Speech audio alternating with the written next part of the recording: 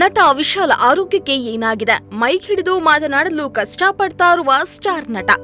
Tamil star Vishal ಅವರು ಸಿನಿಮಾಗಳಲ್ಲಿ ಸಖತ್ ಎನರ್ಜಿಯಾಗಿ ಕಾಣಿಸಿಕೊಳ್ತಾರೆ.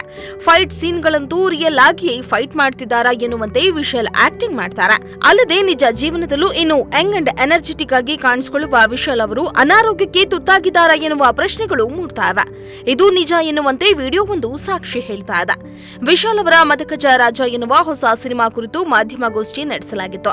ಅದರಲ್ಲಿ ಭಾಗವಹಿಸಿದ್ದ ವಿಶಾಲ್ ಅವರು ಮೈಕ್ ಹಿಡಿದುಕೊಂಡು ಮಾತನಾಡುತ್ತಿರುವಾಗ ಅವರ ಕೈಯೆಲ್ಲ ಅಲುಗಾಡ್ತಾ ಇದೆ. ಮೈಕ್ ಅನ್ನ ಹಿಡಿದುಕೊಳ್ಳಲು ಆಗ್ತಾ ಇಲ್ಲ ಎನ್ನುವುದು ವಿಡಿಯೋದಿಂದ ತಿಳಿದು ಬರ್ತಾ ಇದೆ. ಅಲ್ಲದೆ ಮಾತನಾಡುವಾಗ ತೊದಲುತ್ತಾ ಮಾತನಾಡ್ತಿದ್ದಾರೆ.